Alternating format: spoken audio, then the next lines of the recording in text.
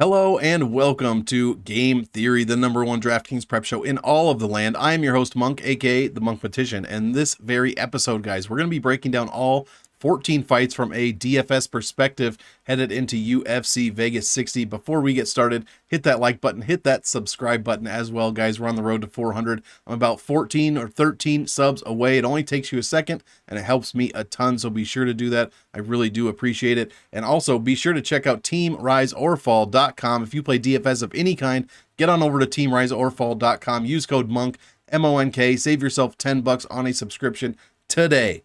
Guys, let's not waste any more time. Let's get right into it. First fight of the night.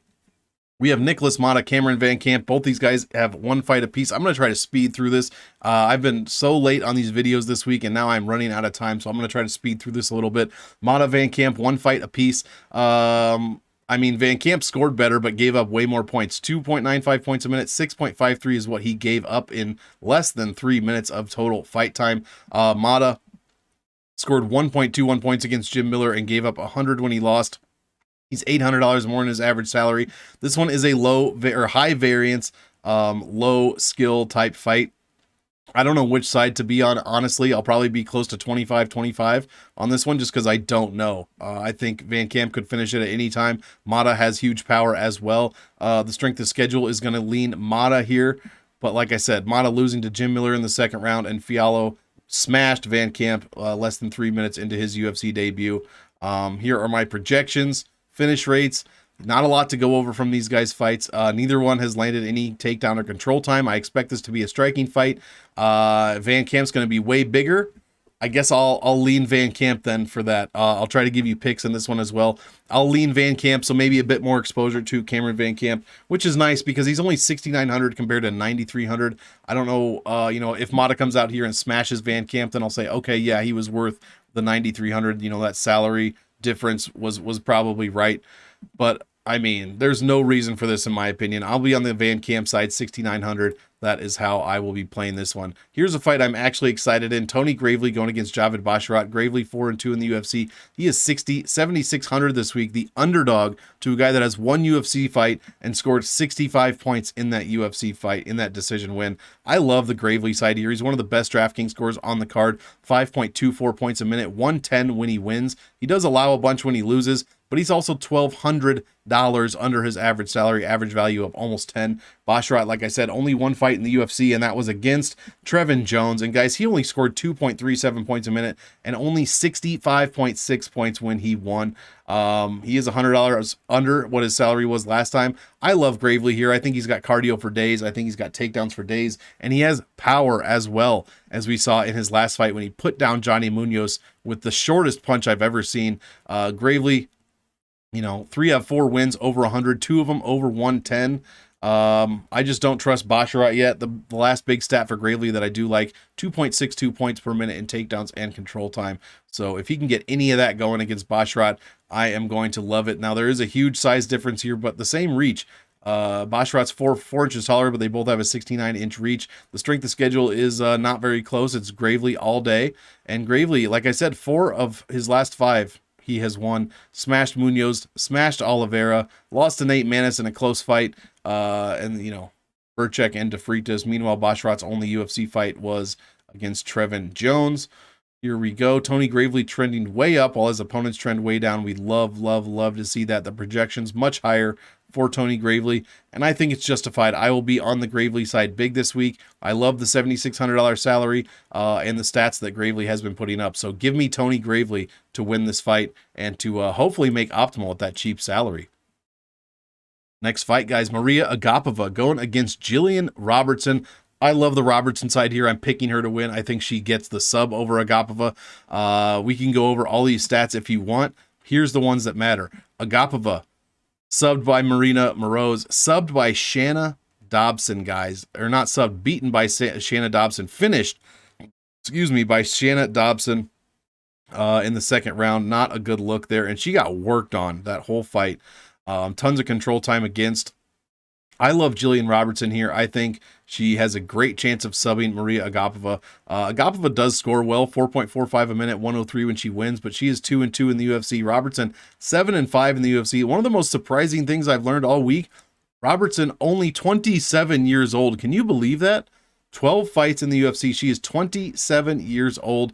I mean, all of her wins, she scored over 100. 3 of them over 100, or sorry, all of her wins over 90. 3 of them over 100 and 2 of them over 110. She's got 1.57 points per minute in takedowns and control time, while Agapova gives up 1.35 points a minute in those categories. I love Robertson here. I think she's going to get it done, and I will be picking her not only to win, but to be a sneaky play. I'm hoping this one is a bit under-owned so I can get some good leverage on Jillian Robertson. Next fight, Trey Ogden going against Daniel Zellhuber. I do not have any stats for this fight. Zellhuber does have a Dana White Contender Series fight. Trey Ogden did get beat in 15 minutes decision against Jordan Levitt in his opener, in his UFC debut. I didn't like much that I saw from Trey Ogden.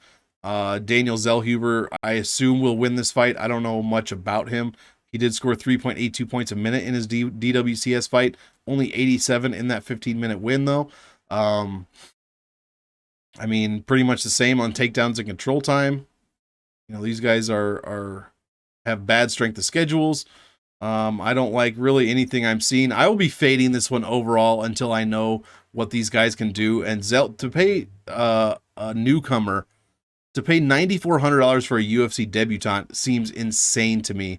And we'll get into more of that because Joe Pyfer is $9,700 this week. But I don't think Trey Ogden is Alan Amedovski or anywhere close. So, yeah, I'm not going to be on either side of this one, to be completely honest. I'll be fading it both. I'm sure I'll have a little more Zellhuber than Ogden, but I'm not confident in this. I need to see what Zellhuber can do at this level. Also, he's 23 years old going against a guy with much more experience than him. So let's just see what's going to happen here. But I will be under to the Zellhuber side. I'm not going crazy on that $9,400 salary. Don't trust it.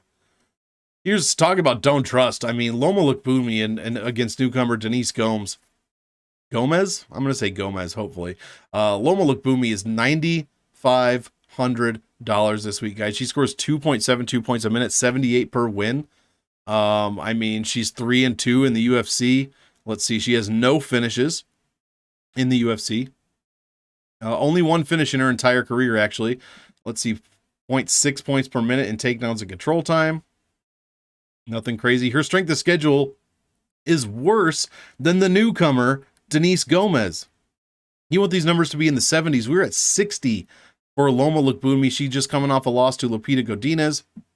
She lost to Angela Hill. She's beaten Alexandra Albu, Jinyu Fry, and Sam Hughes in her last 5.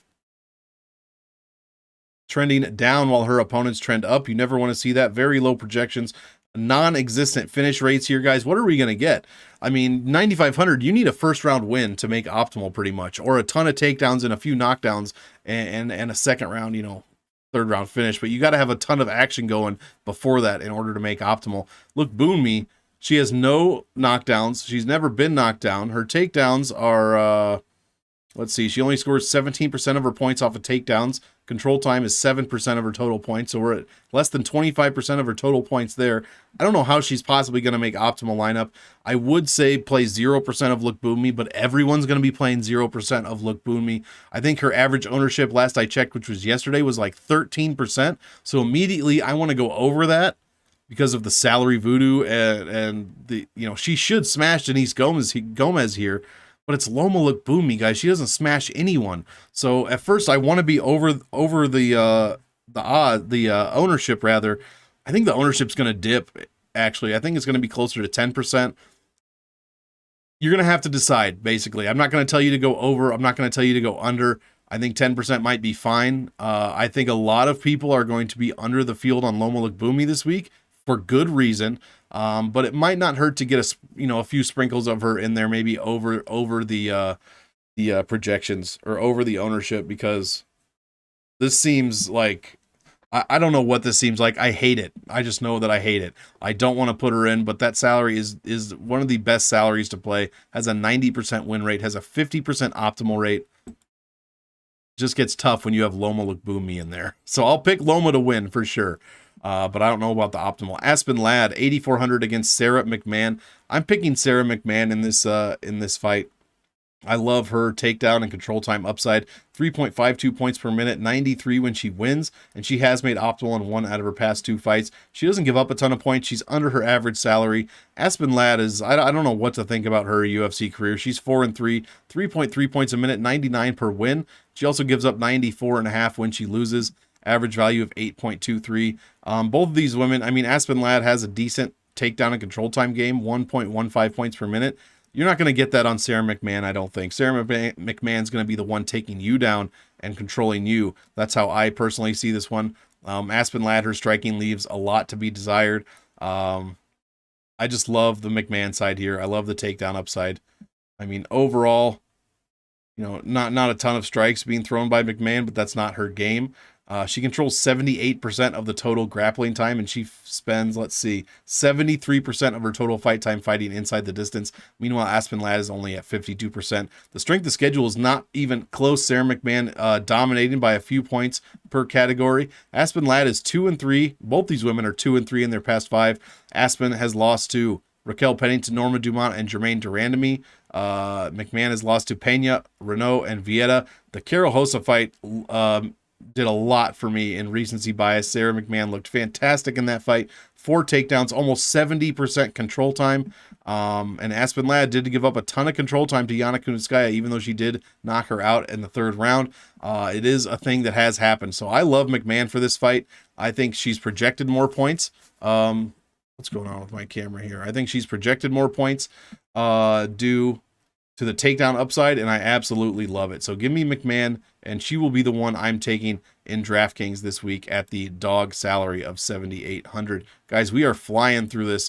Please hit the like, hit the subscribe button as well. We'll be done within 30-35 minutes. Let's get it. Another fight I don't know much about. I don't want a lot of this fight. I know that. Trevin Giles going against Luis Cosce. Cosce is 0-1 in the UFC. Scored 4.65 points a minute in his fight against Sasha Palatnikov, which was damn near 2 years ago. But he also gave up 5.31 points a minute and 112 in his knockout loss.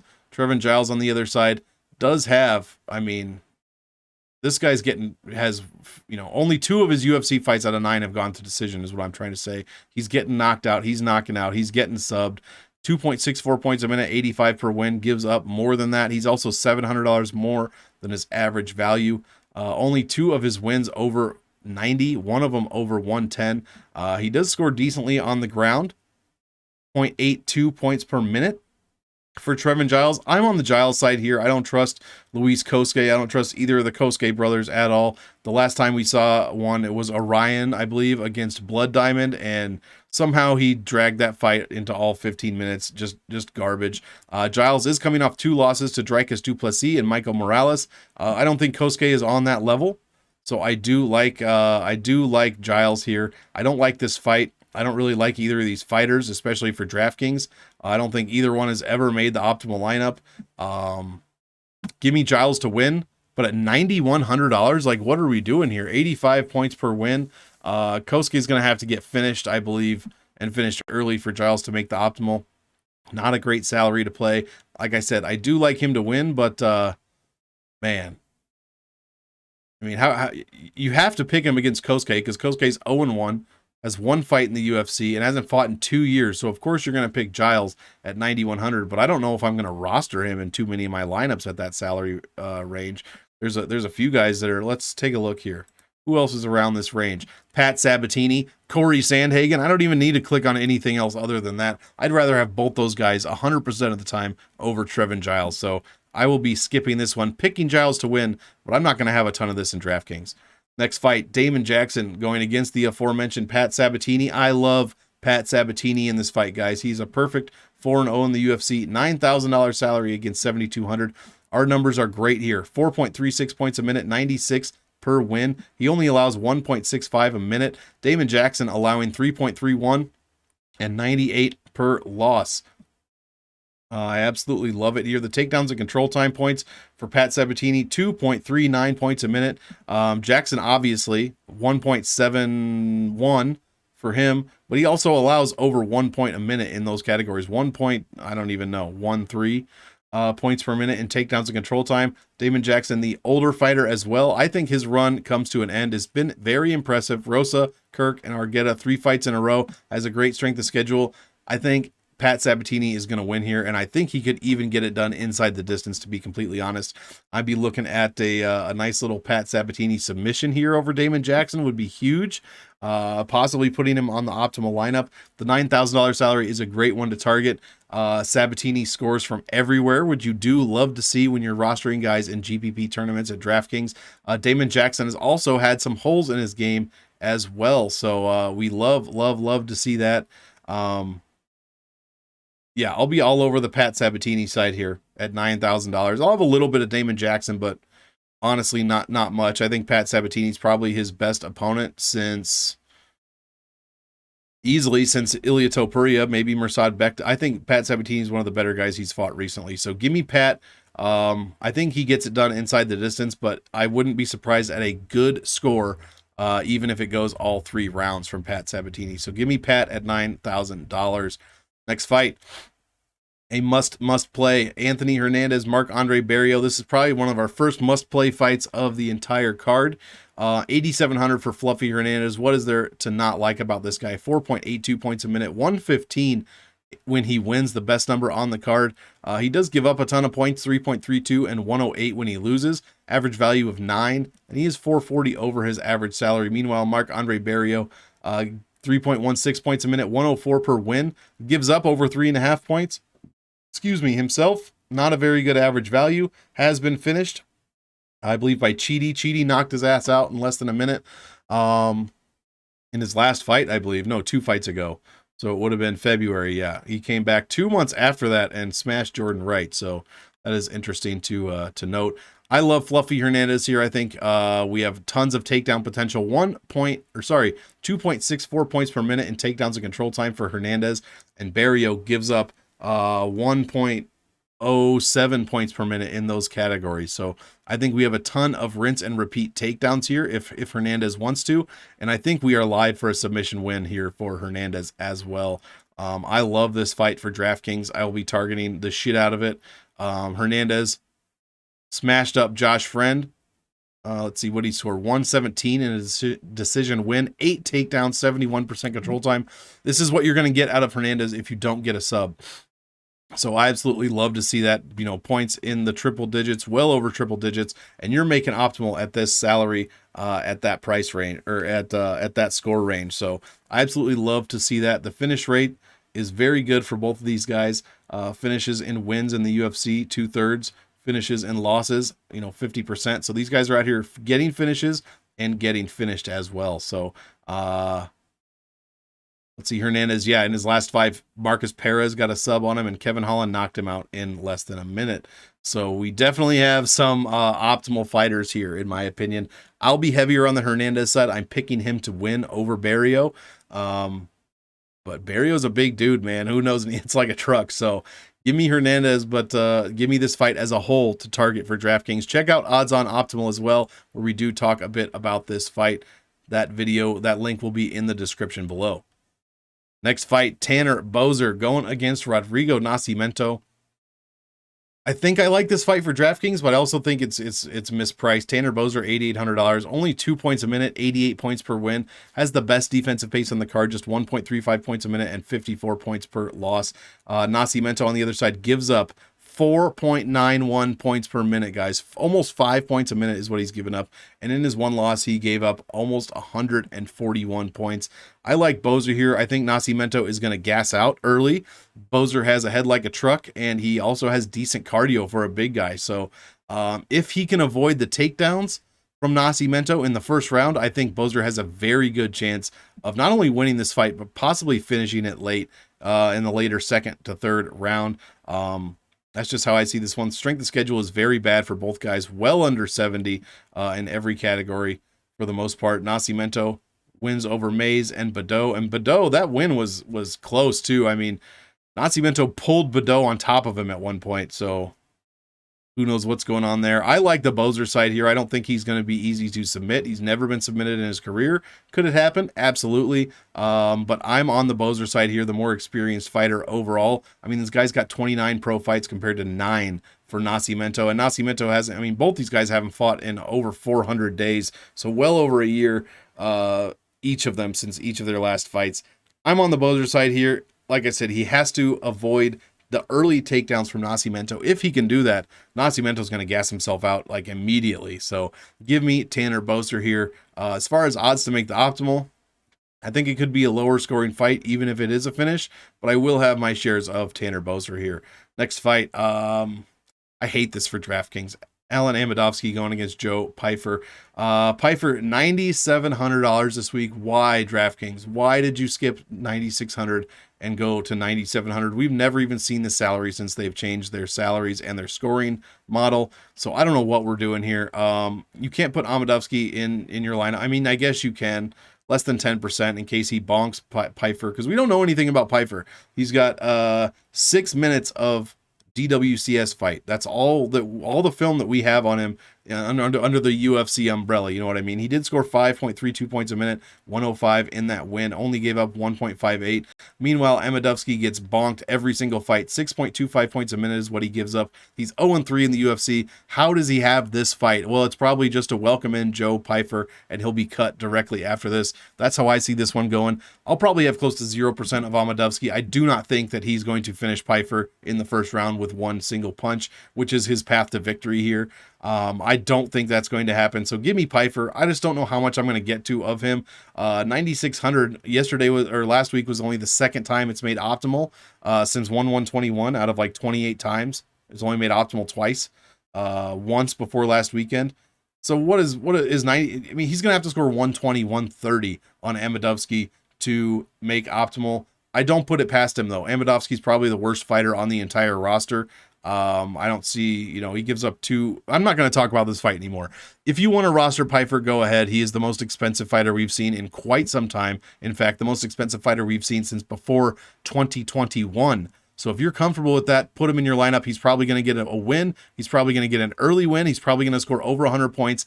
But I think you're going to need 120, 130 to make optimal at that salary. So if you think he can do that, that's fine. But that relies on a few takedowns and a finish, or a few knockdowns and a finish. And I don't know if Amedovski can hang for that long. So I see Pyfer winning early and maybe only scoring like 110 and not making optimal. That is kind of how I see this one. So I'll probably be a bit under the field. But man, it's just like last week. If you didn't put Hamzat and Yelton in your lineups, you didn't make optimal. You weren't even close. And that has never happened before last week, where a 96 and a 95 is made optimal. So I guess if we're on a streak of things that have never happened before happening, then give me a bunch of Pyfer. But until I see it, I just don't believe it. Andre Fili, Bill Algeo, the co-main event. I'm picking Bill Algeo in this fight, guys. I love the dog here. 3.65 points a minute, 93.37 per win. Fili scores only 91 per win, allows 90 and over 3 points a minute. Both these guys allow a ton of points, actually. So it should be an interesting fight. 5 of 9 of Fili's wins have been over 90 points, just 2 of them over 100, and he is 9-8 in the UFC. Wow, that is an interesting record. 9-8 in the UFC. Half of his 8 losses, he's given up over 90. 3 of them, he's given up over 100. I mean, he scores over a point per minute in takedowns and control time. Meanwhile, Bill Algeo is getting scored on by over 2 points a minute in those categories. Both guys giving up a ton of points in takedowns and control time. But Algeo likes to be he likes to grapple. One of Philly's, one of the Philly guys, the Philly grapplers that we love to see here. He doesn't mind being taken down, and he'll work off his back all day to get that submission. So I do like that side of things. I like the Algeo side. Fili has just been finished a few too many times. Excuse me. A few too many times. I was going to say recently, but only once. He got KO'd by Brito less than 6 months ago in the first minute. Lost to Bryce Mitchell. Lost to Sadiq Youssef before that. His only win in his past 5 is one over Charles Jourdain, and it was a very close split decision win. So I think Algeo's, this is his fight. I think it's his to win, and it's his to lose as well. So I love the submission side here. Fili has been subbed twice in the UFC. Bill Algeo has not pulled off any subs in the UFC yet, but it is bound to happen one of these days. I just like the Algeo side, man. I'm going to ride it until I see a reason not to. He's lost to 2 guys named Ricardo in his past 5, beat Spike Carlisle, beat Joe Anderson Brito, who KO'd Fili in the first minute in his UFC fight, and then beat Gilbert Burns, second round KO TKO, where Herbert Burns, rather, his leg just got absolutely destroyed. So give me Bill Algeo. I just like that side a little bit more. I could be wrong here. I don't think this one gets to optimal. I think this one probably goes to decision, but the Algeo sub is always live. So I'll have a bit more of Algeo than Fili as far as my rostering goes. Next fight, Chidi and Njokuani co-main event against Gregory Rodrigues. Hobocop. I like Njokuani here, honestly. How could you not? This is going to be my highest rostered fight out of all 14 fights on this card. 8,000 for Njokuani, 8,200 for Rodrigues. Njokuani, 6.51 points per minute, 119 per win. He's only fought 2 UFC fights, 5 minutes of total fight time. So obviously both guys being finished in the first round. The elbow against Todorovic was a thing of beauty. And then he smashed Marc-Andre Barriault in like 15 seconds. So I love this fight for DraftKings. I think someone's getting finished, and I think the other fighter is making the optimal lineup for sure. I mean, how can you bet against Chidi at this point? Even if it is Gregory Rodrigues, who has a head like a cement block. Very difficult to knock down. In fact, never been knocked down in his UFC career. Never been finished in his UFC career. Chidi might be the guy to do it. I don't know, man. It's either going to be Chidi, I think, early, KO again, or it's going to be Rodrigues hanging in there and exposing Chidi. Maybe exposing a lack of cardio that we haven't seen. Maybe Rodrigues endures the beginning of the fight and comes back when Chidi's a little tired and starts landing shots, puts Chidi down, maybe gets a submission, maybe gets a takedown. Who knows? So I'm very excited for this fight. I love this co-main event. 2, 6'3" guys going at it. The reach is 5 inches longer for Njokuani, which could be an issue. I would assume Rodrigues is going to try to get inside, but man, he's got some power in his hands too, though. It is he's got the 4th highest power index on the card. He's knocking dudes down. I love this fight. I'll be very high on it for DraftKings. I'm picking Chidi and Njokuani, but like I said, if this gets out of the first round, I'll be definitely looking at Gregory Rodrigues to see if he can get that finish. So give me this one. I think 5 out of their past 6 fights, either them or their opponent has made the optimal lineup. So tons of optimal potential here for Njokuani and Rodrigues. Pick is Njokuani, but yeah, it's going to be an interesting one. Main event of the night, guys. We're under 30 minutes. I am flying through this. Please hit that like, hit that sub button down below. Again, it only takes you a second and it helps me a ton. We're on the road to 400 followers. I'd like to be on the road to 500 followers here in the next few weeks. So thank you guys a ton for doing that. Main event of the evening, Cory Sandhagen against Song Yadong. I will be targeting this one big time for DraftKings, guys. 2 big strikers. Recent history shows that someone's making the optimal, in big striking matches, 5-round fights, people are making the optimal at a pretty high clip here, and this fight is no different. 3.77 points a minute for Sandhagen, 105 when he wins, allows just under 3 points a minute, but allows 104 when he loses, average value of over 10. Meanwhile, Song Yadong, 3.18 points per minute, 94 per win. He's $1,600 under his average salary, and Yadong's been on a tear, man. Split decision over Casey Kenny, KO'd Arce, and KO'd Marlon Moraes in the very first round. I mean, Sandhagen coming off of 2 losses. He's just 2-3 in his last 5 losses to the current champ, then TJ Dillashaw, then the current champ and 2 former champs, Dillashaw and Peter Yan. His other win over Frankie Edgar, I mean, go back and watch that. Just that knee was incredible. And then Marlon Moraes, he beat as well, KO'd him in the second round. Tons of finishes and wins for these guys. 2/3 of their UFC wins have been by finish, and 1/4 of their losses, they've been finished. What kind of takedown and control time points do we have here? Not a ton. They both allow, about 0.7, 0.8 points per minute, but they're only scoring about 0.3, 0.4 points a minute in those categories. That is not something they're looking for. This is going to be a 5-round striking battle, guys. I absolutely love this fight for DraftKings. I think the salaries are a bit wide, to be honest. 9,200 for Sandhagen is okay, but 7,000 for Song Yadong is fantastic. I'll have him in a ton of lineups. He's by far the best underdog at that range. Let's look at that range. Amedovski, Gomes, Ogden, VanCamp, Cosce, Damon Jackson, Nascimento. I mean, come on, guys. And then right in the middle of all that, we have Song Yadong at $7,000. Don't mind my notes for, what am I doing? Don't mind my notes there for the DraftKings show that we did last night. But yeah, it is very impressive here. So I'm going Song Yadong. I like him for the win. I love him as one of my favorite underdogs to play this week. But Sandhagen is definitely not out of, he's not out of this fight by any means. And if he wins with a decent striking performance, he could easily make the optimal lineup there at 9,200. I mean, he's made optimal in his past two of his past 3 fights. Oh yeah, because he made optimal against Peter Yan in a loss, and then he made optimal against Frankie Edgar. So this guy knows how to score even in his losses. This will be one of my highest owned fights, probably second highest compared to the Chidi and Rodrigues fight. But I'm going to be huge on this one. I'm picking the dog in this one just because I think I love Song Yadong and what he's doing right now. Then again, he is only 24 years old. He's not even 25 yet. So his experience, I mean, he has a ton of experience for his age and a great camp, but I think he might need a bit more experience going against Cory Sandhagen. I guess we will find out. Guys, that is going to do it for Game Theory. Before we get out of here, let's take a look at CM Monk's picks for UFC Vegas 60. A ton. Look at all this yellow. Yellow means underdogs winning. A ton of dogs this week.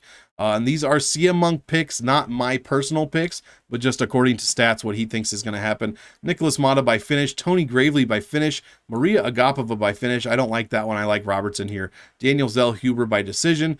Denise Gomes by decision. I mean, sure, why not? That would be amazing. Trevin Giles by finish. Sarah McMann by finish. I'm liking these picks so far. Pat Sabatini by finish. Anthony Hernandez by finish. Tanner Boser decision, Joe Pyfer by finish, Bill Algeo decision, Chidi and Njokuani finish, and Song Yadong in the main event over Cory Sandhagen by decision. Guys, 1, 2, 3, 4, 5, 6, 7, 8, 9 finishes according to CM Monk. So, wow, 9 out of 14 fights finishing. That would be fantastic. I absolutely love to see that. There are CM Monk's picks. The only one I disagree with is that Maria Agapova, Jillian Robertson. I like Robertson a lot in that one.